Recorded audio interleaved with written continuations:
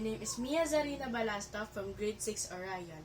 For today's video, we will do an experiment about factors affecting solubility.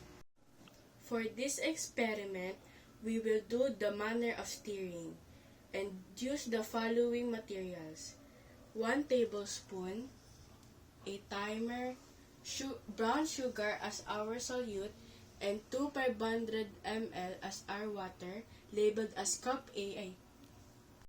Put 2 tablespoons of sugar on cup A and start the timer.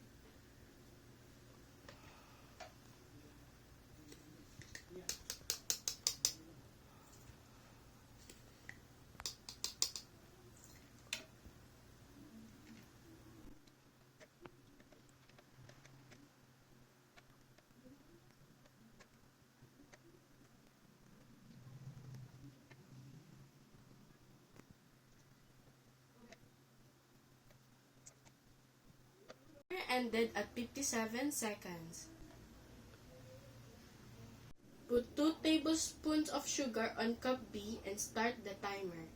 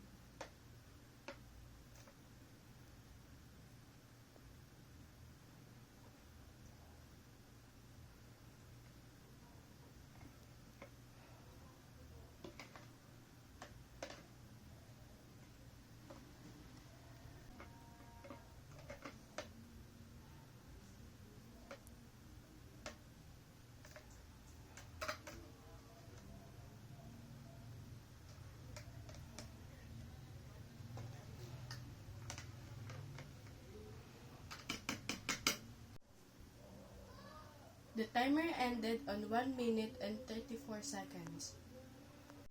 As you can see, the manner of stirring affects the solubility of the materials. The faster the stirring, the faster the solute dissolves in a solvent. This is the end of the experiment. Thank you for watching.